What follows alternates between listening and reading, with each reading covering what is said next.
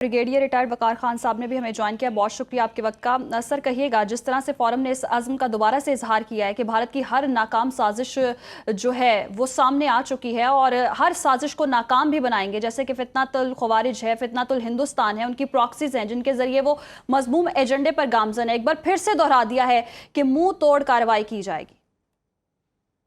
बिल्कुल, इसमें I think 10 मई के बाद का जो पाकिस्तान है, it's a very different Pakistan. और उसमें डेफिनेटली बनाल मरसूस का भी जायजा लिया गया और भारत की अभी एफर्ट है कि जो पहले उसकी प्रॉक्सीज थी बलूचिस्तान में और इसी तरीके से केपी में उनको एक्टिवेट किया जाए। लेकिन मेरे ख्याल में अभी जो स्पेशली ईरान से इंफॉर्मेशन आई और पाकिस्तान की इंटेलिजेंस ने जो कार्रवाइयाँ की हैं, अभी जो बलूचिस्तान में तो स्पेस बड़ी कम हो रही है फितनतुल हिंदुस्तान की, और इंशाल्लाह इस साल इसको क्रश भी किया जाएगा। बाकी जो टीटीपी है या फितनतुल खवारिज है, अभी कुछ रिपोर्ट्स ये भी हैं कि एक इवन अफगान रिटायर्ड जनरल ने भी इंकशाफ किया किस तरीके से भारत इनको फंड कर रहा है। तो चीज़ें आई थिंक बड़ी क्लियर हैं और इसी में I think core commander conference में इन चीज़ों का इजहार भी किया गया और पाकिस्तान इंशाल्लाह डिफीट करेगा। भारत को भी शिकस्त हुई, आई थिंक 4 दिन की लड़ाई में उनके दांत कटे किए गए और सारी दुनिया ने देखा है। और इस वक्त जो है Pakistan as I would say security net security provider बन के सामने आया साउथ एशिया में, और इसी चीज़ का आई थिंक दर्द दुख है भारत को। तो मेरे ख्याल में पॉजिटिव डेवलपमेंट्स हैं। बाकी डेफिनेटली मुसल्लह अफवाज हो, इंटेलिजेंस हो, फ्रंटियर कोर है, they are ready to take all the challenges. अच्छा ब्रिगेडियर साहब, ये भी बताइएगा, जैसे कि हम जानते हैं कि भारत अब प्रॉक्सीज के ज़रिए पाकिस्तान को डिस्टेबलाइज करने की कोशिश कर रहा है, सिक्योरिटी फोर्सेस पर अटैक किया जा रहा है, आम आवाम पर अटैक किया जा रहा है और ऐसे हमलों में हमें इजाफा देखने में मिल रहा है। तो ये जो प्रॉक्सीज के ज़रिए पाकिस्तान को डिस्टेबलाइज करने की भारतीय कोशिश है, ये पाकिस्तान के लिए ये सूरत हाल कितनी चैलेंजिंग है? जिसमें देखिए, इसमें तो कोई दो राय नहीं है।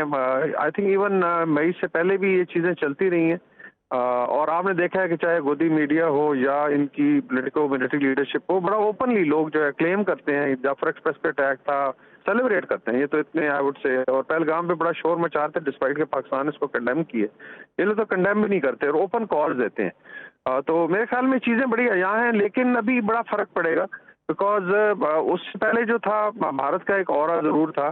आप कह लें 7 मई से पहले पहले कि उसमें जी कि उसकी बड़ी मिलिट्री पावर है और बड़ी कोई आई वुड से emerging power and all that, और उनको उसका आई एम श्योर कि जोम भी था। लेकिन ये चीज़ें अभी बबल तो ब्रस्ट हुआ है और उसकी वजह से फिर पूरे खत्ते में it's a very different environment. अभी ईरान का भी अगर आप देख लें जो शेयरिंग हुई है फितनतुल हिंदुस्तान के बारे में, और आपने देखा है कि बीएलए की एक्टिविटी बहुत कट हुई है हिंदुस्तान में, और ये एक इंडिकेटर है कि अभी एक तो हमारी उधर अच्छी कॉपरेशन, बिकॉज ईरान रियलाइज के ये सर्च एनालिसिस भारत की जो प्रॉक्सीज हैं ये किसी के भी सके नहीं है, इनको भी स्टैप बैक किया गया, इसमें तो बड़े शवायद सामने आए हैं। और दूसरा जो है पाकिस्तान की अपनी जो आई थिंक मिलिट्री स्ट्रेटजी है विद इन दिस एरिया, वो भी कामयाब हो रही। बाकी डेफिनेटली स्नीक अटैक्स हो जाते हैं। यकीनन वकार साहब, तो पाकिस्तान की स्ट्रेटजीज भी कामयाब हो रही हैं और सिफारती सतह पर भी बहुत कामयाबियां मिल रही हैं। दीगर ममालिक से हमारे रवाबित भी बढ़ रहे हैं, ईरान, तुर्की, आज़रबाईजान, सऊदी अरब, और इनकी अगर बात की जाए तो यहाँ दौरे भी हो रहे हैं, ताल्लुकात को भी फ़रोग मिल रहा है। आप क्या समझते हैं कि भारत को अब मुकम्मल लगाम मिल जाएगी इस सारी सूरत हाल के बाद? जितना भारत तनहा हो चुका है, कोई आलमी बरादरी इस पर कोई प्रेशर डाल सकती है? आई थिंक बड़ा चेंज आ रहा है। अभी देखें, अगर आप सिर्फ ये एनालाइज करें कि आज आई थिंक कल और आज जो है टर्की के डिफेंस मिनिस्टर, फॉरेन मिनिस्टर मकान फिदान इधर हैं, उसके अलावा अजरबैजान के साथ बड़ी अच्छी डेवलपमेंट है। तो वेपन सिस्टम ले रहे हैं, दूसरा शायद ट्रेनिंग के लिए साउथ अफ्रीकन एयरफोर्स चीफ आए हुए हैं ट्रेनिंग हमें करवाएं। बल्कि इवन चाइनीज एयर चीफ इधर थे आई थिंक परसों, और उन्होंने भी इस चीज़ का इजहार किया we have come here to learn. तो ये आई थिंक बहुत बड़ी डेवलपमेंट्स हैं कि जो पाकिस्तान की मिलिट्री ने, एयरफोर्स ने, आर्मी ने, बाकी हमारी इंटेलिजेंस ने करके दिखाया है। तो दुनिया के सामने एक चीज़ है, एक तो जिम्मेदारी का मुजाहरा किया गया।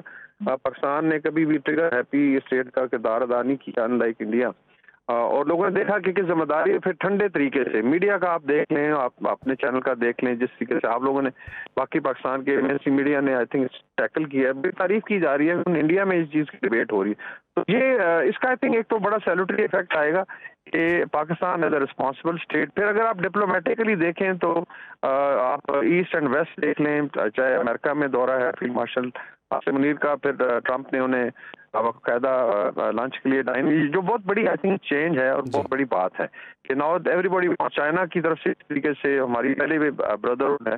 फिर आप देखें सऊदी अरेबिया हो, ईरान हो, टर्की में हम लोग खुद अभी वापस आए हैं। दे एक्चुअली से कि जी जो हमारा बॉर्डर टर्की का वो पाक इंडिया बॉर्डर से स्टार्ट होता है, so they consider Pakistan as a fortress. Iran ने बड़ा अप्रिशिएट किया, ईरान का यूथ आप देख लें।